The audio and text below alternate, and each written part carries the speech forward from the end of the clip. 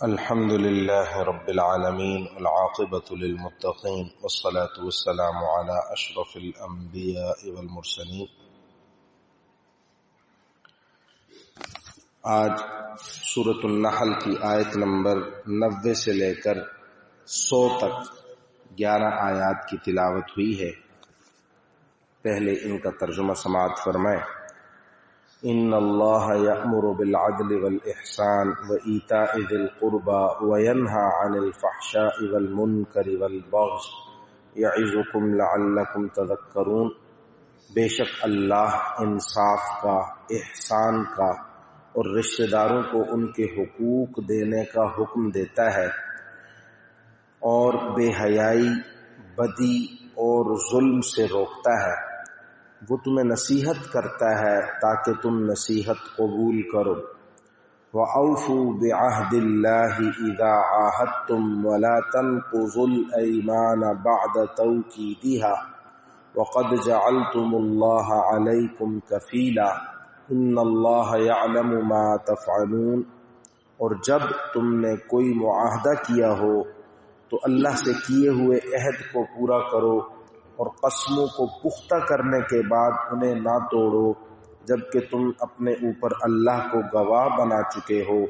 تم جو کچھ کرتے ہو یقیناً اللہ اسے جانتا ہے۔ وَلَا تَكُونُوا كَالَّتِي نَقَضَتْ غَزْلَهَا مِنْ بَعْدِ قُوَّةٍ أَنْكَاثًا تَتَّخِذُونَ أَيْمَانَكُمْ دَخَلًا بَيْنَكُمْ أَنْ تَكُونَ أُمَّةٌ هِيَ أَرْبَىٰ مِنْ أُمَّةٍ انما یبلوکم اللہ بہ وليبینن لکم یوم القیامۃ ما کنتم فیہ تختلفون۔ اور مت بن جاؤ،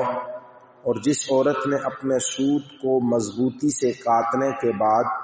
اسے ادھیڑ کر تار تار کر دیا تھا، تم اس جیسے نہ بن جانا کہ تم بھی اپنی قسموں کو توڑ کر آپس کے فساد کا ذریعہ بنانے لگو، صرف اس لیے کہ کچھ لوگ دوسروں سے زیادہ فائدے حاصل کر لیں۔ اللہ اس کے ذریعے تمہاری آزمائش کر رہا ہے، اور قیامت کے دن وہ تمہیں وہ باتیں ضرور کھول کر بتا دے گا جن میں تم اختلاف کیا کرتے تھے۔ وَلَا تَتَّخِذُوا وَلَوْ شَاءَ اللَّهُ لَجَعَلَكُمْ أُمَّةً وَاحِدَةً وَلَكِنْ يُضِلُّ مَن يَشَاءُ وَيَهْدِي مَن يَشَاءُ وَلَتُسْأَلُنَّ عَمَّا كُنتُمْ تَعْمَلُونَ۔ اور اگر اللہ چاہتا تو تم سب کو ایک ہی امت یعنی ایک ہی دین کا پیروکار بنا دیتا، لیکن وہ جس کو چاہتا ہے اس کی ضد کی وجہ سے گمراہی میں ڈال دیتا ہے، اور جس کو چاہتا ہے ہدایت تک پہنچا دیتا ہے۔ اور تم جو بھی عمل کرتے تھے اس کے بارے میں تم سے ضرور باز پرس ہوگی۔ وَلَا تَتَّخِذُوا أَيْمَانَكُمْ دَخَلًا بَيْنَكُمْ فَتَزِلَّ قَدَمٌ بَعْدَ ثُبُوتِهَا وَتَذُوقُوا السُّوءَ بِمَا صَدَدتُّمْ عَنْ سَبِيلِ اللَّهِ وَلَكُمْ عَذَابٌ عَظِيمٌ۔ اور تم اپنی قسموں کو آپس میں فساد ڈالنے کا ذریعہ نہ بناؤ جس کے نتیجے میں کسی اور کا پاؤں جمنے کے بعد پھسل جائے، پھر تمہیں اس کو اللہ کے راستے سے روکنے کی وجہ سے بری سزا چکھنی پڑے، اور تمہیں ایسی صورت میں بڑا عذاب ہوگا۔ وَلَا تَشْتَرُوا بِعَهْدِ اللَّهِ ثَمَنًا قَلِيلًا إِنَّمَا عِندَ اللَّهِ هُوَ خَيْرٌ لَكُمْ إِن كُنتُمْ تَعْلَمُونَ۔ اور اللہ کے عہد کو تھوڑی سی قیمت میں نہ بیچ ڈالو، اگر تم حقیقت کو سمجھو تو جو اجر اللہ کے پاس ہے وہ تمہارے لیے کہیں زیادہ بہتر ہے۔ مَا عِندَكُمْ يَنْفَدُ وَمَا عِندَ اللَّهِ بَاقٍ وَلَنَجْزِيَنَّ الَّذِينَ صَبَرُوا أَجْرَهُمْ بِأَحْسَنِ مَا كَانُوا يَعْمَلُونَ۔ جو کچھ تمہارے پاس ہے وہ سب ختم ہو جائے گا، اور جو کچھ اللہ کے پاس ہے وہ باقی رہنے والا ہے۔ اور جن لوگوں نے صبر سے کام لیا ہوگا ہم انہیں ان کے بہترین کاموں کے مطابق ان کا اجر ضرور عطا کریں گے۔ من عمل صالحا من ذکر او انثى وهو مؤمن فلنحيينه حياة طيبة وَلَنَجْزِيَنَّهُمْ أَجْرَهُمْ بِأَحْسَنِ مَا كَانُوا يَعْمَلُونَ۔ جس شخص نے بھی مومن ہونے کی حالت میں نیک عمل کیا ہوگا، چاہے وہ مرد ہو یا عورت، ہم اسے پاکیزہ زندگی بسر کرائیں گے اور ایسے لوگوں کو ان کے بہترین اعمال کے مطابق ان کا اجر ضرور عطا کریں گے۔ فَإِذَا قَرَأْتَ الْقُرْآنَ فَاسْتَعِذْ بِاللَّهِ مِنَ الشَّيْطَانِ الرَّجِيمِ، چنانچہ جب تم قرآن پڑھنے لگو تو شیطان مردود سے اللہ کی پناہ مانگ لیا کرو۔ إِنَّهُ لَيْسَ لَهُ سُلْطَانٌ عَلَى الَّذِينَ آمَنُوا وَعَلَى رَبِّهِمْ يَتَوَكَّلُونَ، اس کا بس ایسے لوگوں پر نہیں چلتا جو ایمان لائے ہیں اور اپنے پروردگار پر بھروسہ رکھتے ہیں۔ انما سلطانہ علی الذین یتولونہ والذین ہم بہ مشرکون، اس کا بس تو ان لوگوں پر چلتا ہے جو اسے دوست بناتے ہیں اور اللہ کے ساتھ شرک کا ارتکاب کرتے ہیں۔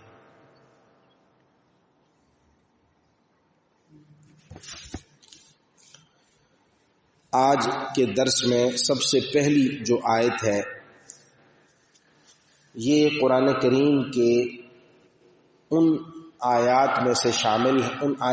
شامل ہے جو بہت زیادہ اپنے الفاظ کے اعتبار سے مختصر اور مفہوم اور تشریح کے اعتبار سے بہت واضح، بہت زیادہ وسیع ہے۔ چنانچہ حضرت عبداللہ بن مسعود رضی اللہ تعالی عنہ کا یہ ارشاد ہے کہ اجمع آیت فی القرآن، یہ قرآن کریم کی سب سے زیادہ جامع آیت ہے، اور بعض مخالف رسول اللہ صلی اللہ علیہ وسلم کے وہ صرف اور صرف اس آیت کو سن کر مسلمان ہو گئے کہ یہ جو آیت ہے اس سے بہترین مضمون والی آیت اور بات کوئی دوسری نہیں ہو سکتی۔ اور ایک اور صحابی اپنا بیان کرتے ہیں یہ واقعہ کہ آپ صلی اللہ علیہ وسلم کے پاس میں بیٹھا ہوا تھا کہ آپ صلی اللہ علیہ وسلم پر وحی کی ایک کیفیت طاری ہوئی، اور وحی کی کیفیت کے بعد جب وہ کیفیت ختم ہوئی تو میں نے آپ صلی اللہ علیہ وسلم سے پوچھا کہ کیا نازل ہوا، تو آپ صلی اللہ علیہ وسلم نے یہی آیت پڑھ کر سنائی کہ بے شک اللہ تمہیں انصاف کا، احسان کا اور قریبی رشتہ داروں کو دینے کا حکم دیتا ہے، اور تمہیں بے حیائی، بری باتوں اور ظلم اور سرکشی سے روکتا ہے، اور وہ تمہیں نصیحت کرتا ہے تاکہ تم نصیحت حاصل کرو۔ یہ آیت نازل ہوئی ہے۔ تو عرض کرنے کا مقصد یہ ہے کہ یہ بہت ہی جامع آیت ہے، اس کا مفہوم تھوڑا سا سمجھ لینا چاہیے، اور اس کی اسی جامعیت کی وجہ سے حضرت عمر بن عبدالعزیز رحمہ اللہ تعالی جو خلیفہ راشد ہیں ان کے دور سے ان کے حکم کے مطابق یہ آیت خطبہ جمعہ میں شامل ہوئی، اور اب تک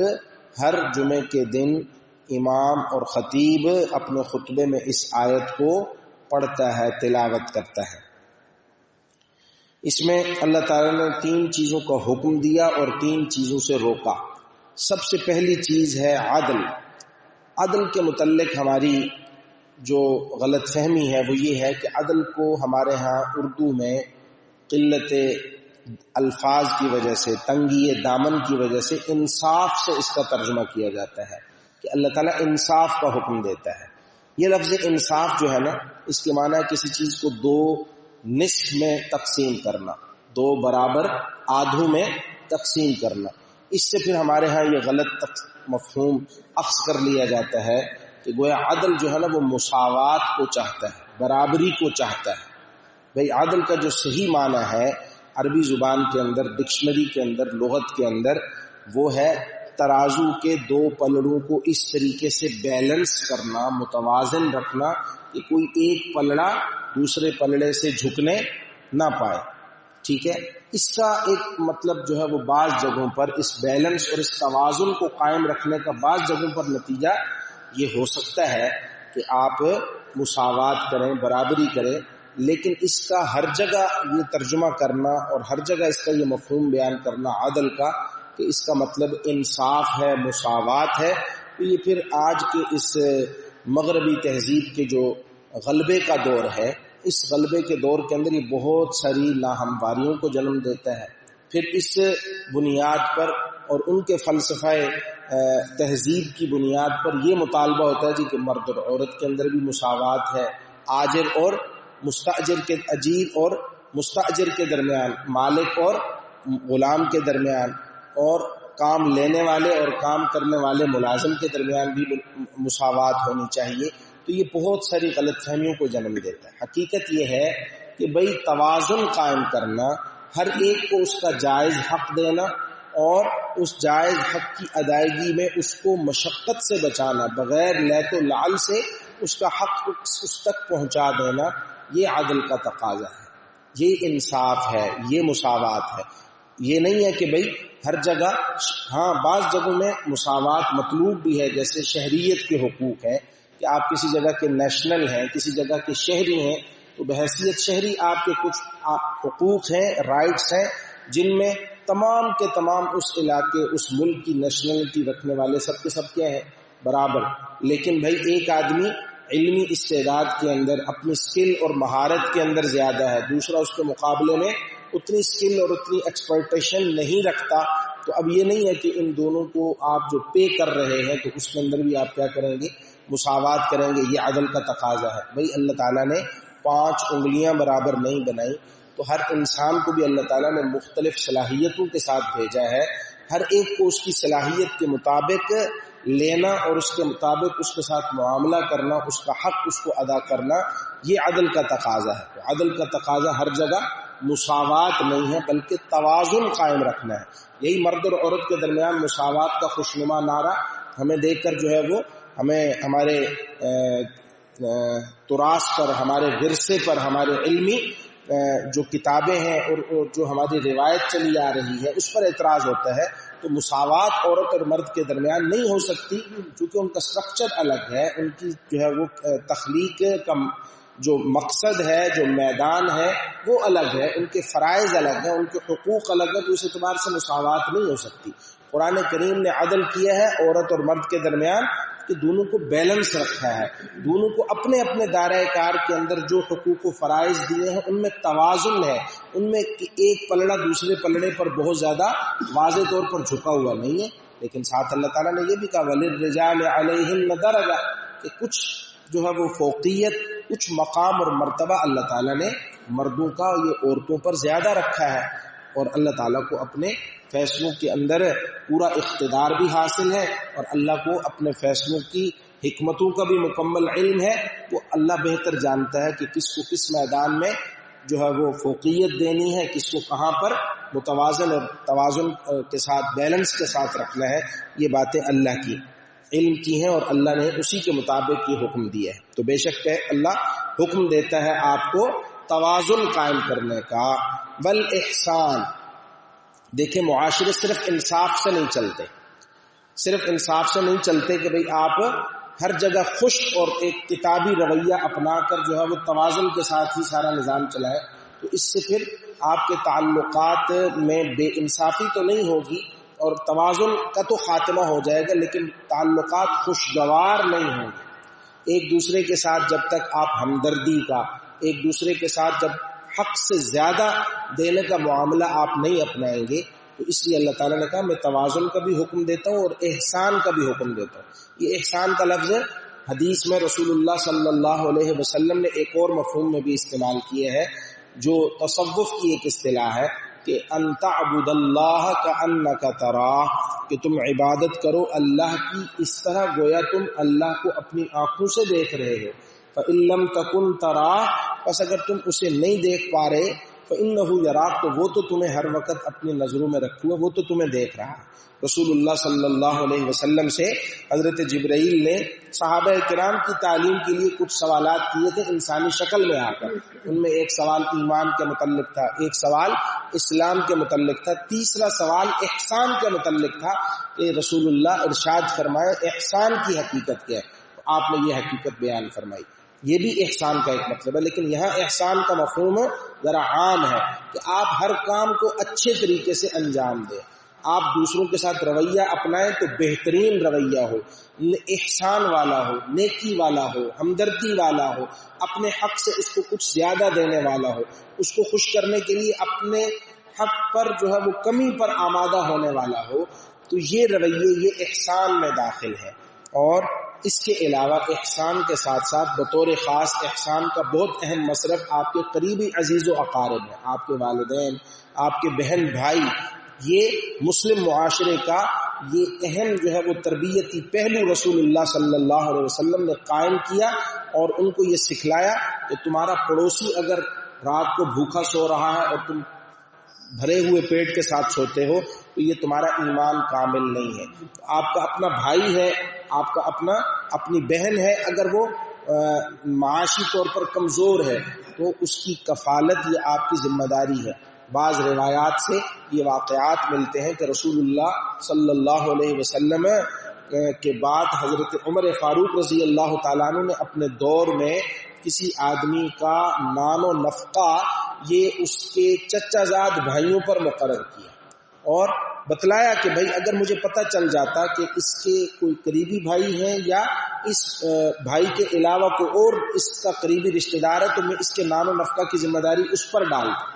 گویا یہ نہیں ہے کہ جو کچھ آ رہا ہے وہ جب اللہ جل شانہ کی عطا ہے تو اس پر صرف آپ کا حق نہیں ہے، اس پر آپ کے رشتہ داروں کا بھی حق ہے. اور اللہ تعالیٰ نے یہی بات بتلائی کہ میں قریبی رشتہ داروں کو بھی دینے کا حکم دیتا ہوں، اپنے مال میں سے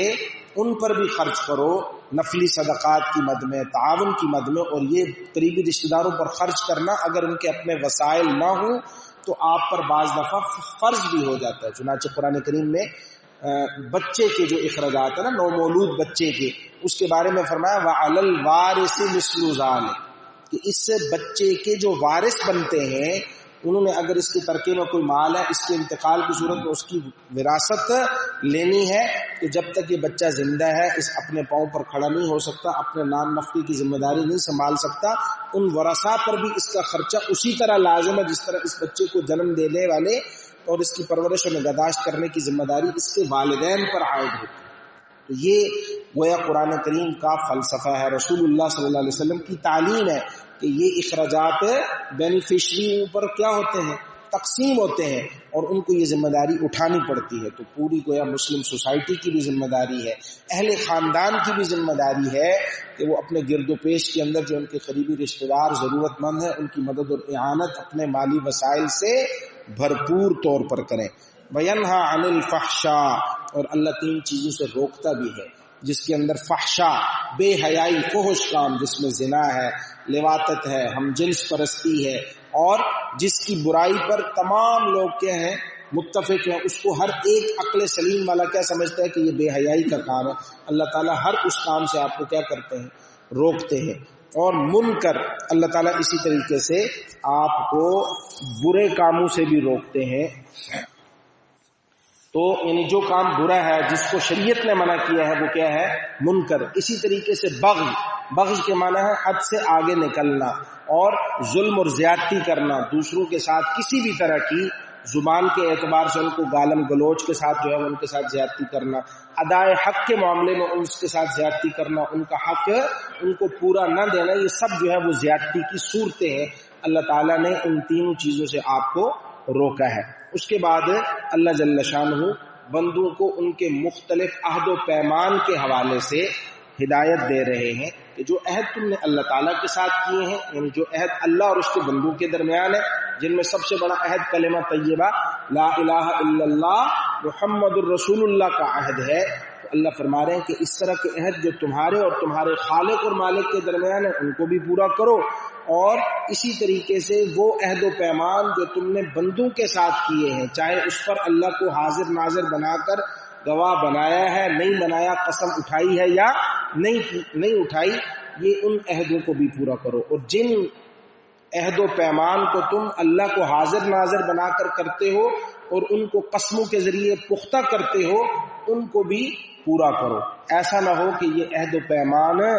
جو ہے وہ تم نہ پورا کرو تو یہ تمہارے درمیان بہت بڑی اخلاقی معاشرتی خرابی کا ذریعہ بنے. اگر اس حکم کو اسلام کی ابتدائی تاریخ کے اعتبار سے دیکھا جائے تو یہ بڑا اہم حکم تھا. مکی زندگی کے اندر گویا رسول اللہ صلی اللہ علیہ وسلم اپنے ماننے والے پیروکاروں کو عہد و پیمان کی اہمیت بتلا رہے ہیں کیونکہ اسی چیز نے کل مسلمانوں کے اخلاقی معیار کو بلند کرنا تھا، اور اسی چیز سے کل ان کا اعتماد ان کے مخالفین کے سامنے بھی کیا ہونا تھا، مضبوطی کے ساتھ قائم ہونا تھا۔ رسول اللہ صلی اللہ علیہ وسلم کو صادق اور امین قبل از نبوت کہا گیا، اس لیے آپ صلی اللہ علیہ وسلم کی جو امت تھی وہ صادق و امین کی امت تھی، اور اس کو کل جا کر دنیا کے ساتھ بھی معاملات کرنے تھے، اللہ کے ساتھ بھی ان کے عہد و پیمان تھے، آپس میں بھی ان کے معاملات تھے، مخالفین کے ساتھ بھی ان کے عہد و پیمان ہونے تھے۔ تو اس کے حوالے سے ان کی سرشت میں یہ بات بیان ڈال دی گئی کہ تم نے ان عہد و پیمان کو پورا کرنا، اور چونکہ عام طور پر عہد و پیمان کی خلاف ورزی مفادات کی کمی بیشی کی وجہ سے ہوتی ہے۔ دنیا کے اندر جو گروہی، مسلکی اور سیاسی قسم کے معاہدات ہیں، ان معاہدات کو یہی کہا جاتا ہے، یہ جو کہ قرآن و حدیث کی آیات تو نہیں ہے کہ جن کی خلاف ورزی نہ ہو، اور ہمارے شعراء بھی یہ کہتے ہیں وہ وعدہ ہی کیا جو وفا ہو جائے، وہ وعدہ نہیں ہے جو پورا ہو جائے۔ گویا عہد وعدے کی بنا کے اندر، بنیاد کے اندر ہی عہد شکنی جو ہے ہماری نیتوں میں کیا ہوتی ہے، شامل ہوتی ہے، لیکن ایسا نہیں ہے۔ قرآن و حدیث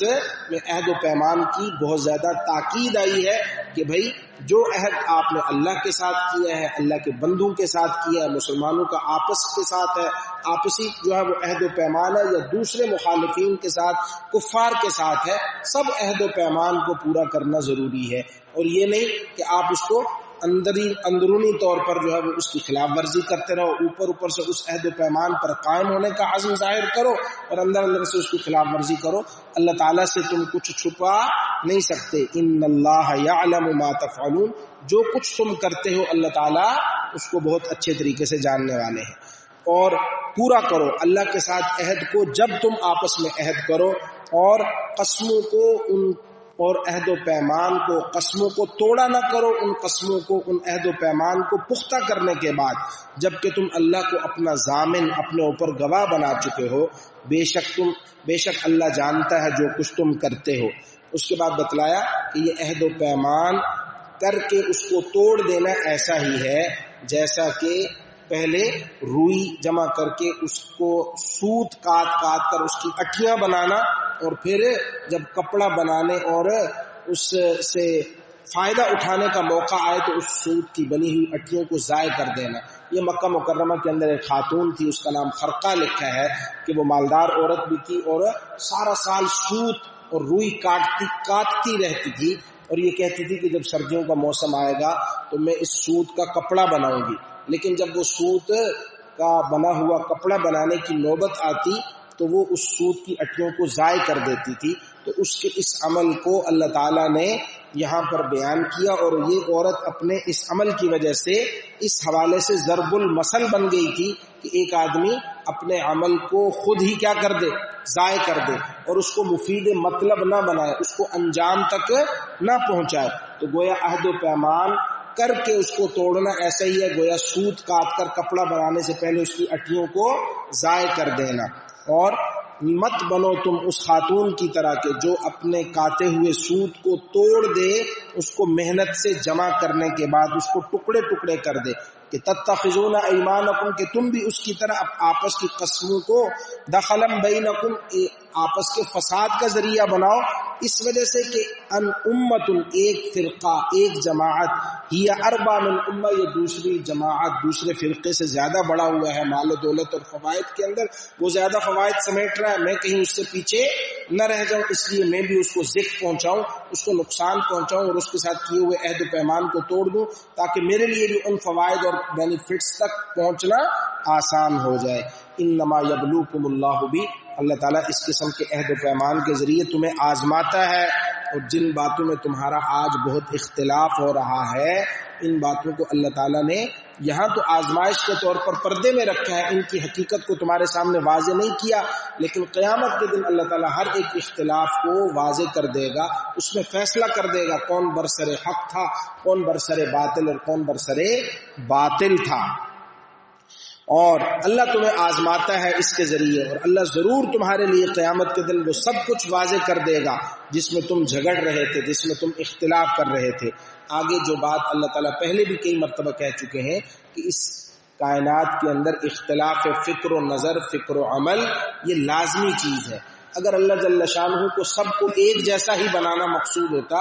تو پھر پہلے دن سے ہی سب کو ایک جیسا کیوں نہ بنا کر بھیجتا کہ سب کی ایک ہی سوچ ہوتی, ایک ہی جو ہے وہ رائے ہوتی, ایک ہی دین ہوتا. تو ایسا نہیں ہے. اللہ تعالیٰ نے انسانوں کو مختلف صلاحیتوں کے ساتھ پیدا کیا ہے, اس لیے اس کی وجہ سے عقیدے کا بھی اختلاف لازمی چیز ہے, لابدی چیز ہے, اور عمل کے اندر بھی لوگوں کی ترجیحات کا اختلاف لازمی چیز ہے. اور یہ اس کائنات کی تخلیق, امتحان جو اللہ تعالیٰ نے کرنا ہے, آزمائش میں انسان کو ڈالنا, اس کے لیے یہ ضروری ہے یہ اختلاف. اگر اتنا ہی اتحاد ضروری ہوتا تو اللہ تعالیٰ تخلیق کے پہلے روز سے ہی اختلاف کو ختم کر دیتے, لیکن اللہ نے اختلاف کو ختم نہیں کیا. اللہ تعالیٰ سب کے لیے راستے ہموار کر دیتا ہے. جو ہدایت کے راستے پر چلنا چاہتا ہے اللہ تعالیٰ اس کے لیے ہدایت کے راستے پر چلنا آسان بنا دیتا ہے, اور جو کفر میں, مخالفت میں, حق کی دشمنی میں آگے بڑھتا جاتا ہے اس کے لیے گمراہی کے راستے کیا ہوتے جاتے ہیں, آسان ہوتے جاتے ہیں. اور اگر اللہ چاہتا تو تمہیں ایک ہی جماعت بنا دیتا, لیکن اللہ تعالیٰ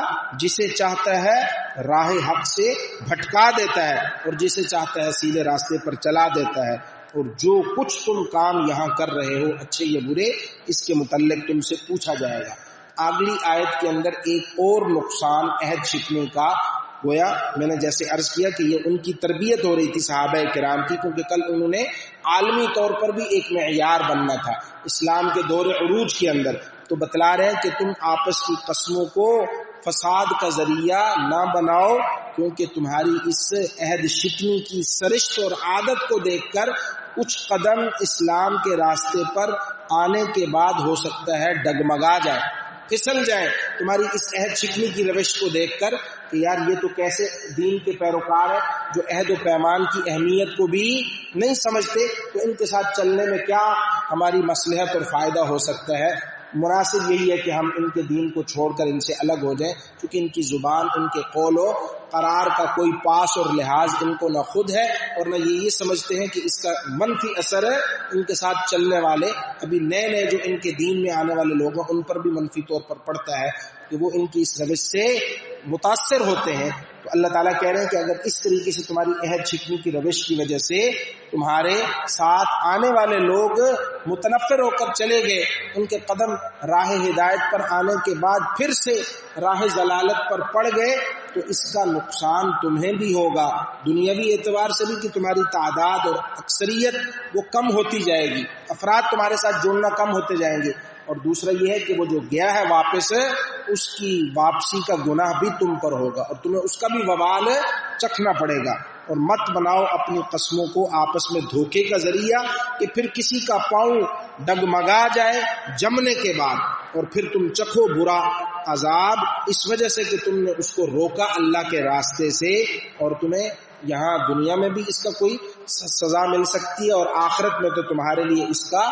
بڑا عذاب ہوگا. وَلَا تَشْتَرُوا بِعَهْدِ اللَّهِ ثَمَنًا قَلِيلًا, اللہ کے ساتھ کیے ہوئے عہد کو حقیر دنیا کے منفعت اور فائدے کے بدلے میں مت بیچو. اس کا یہ مطلب نہیں ہے کہ زیادہ فائدہ مل رہا ہو, لاکھوں کروڑوں اربوں کا فائدہ مل رہا ہو تو پھر ہم عہد و پیمان کو توڑ سکتے ہیں, پس پش ڈال سکتے ہیں. نہیں, مقصد یہ ہے کہ بھائی چاہے تھوڑا ہو یا زیادہ ہو, اللہ کے پاس جو اجر و ثواب تمہارے لیے ہے اس کے مقابلے میں وہ تھوڑا ہی ہے, اس لیے کسی صورت میں عہد شکنی نہ کرو اور مت بیچو اللہ کے ساتھ کیے ہوئے عہد کو تھوڑی سی قیمت کے بدلے میں. بے شک اللہ کے ہاں جو تمہارے لیے اجر و ثواب ہے وہ تمہارے لیے زیادہ بہتر ہے اگر تم جانو, اگر تم سمجھو. لیکن ہوتا یہ ہے کہ مادیت کی گرداب میں شب روز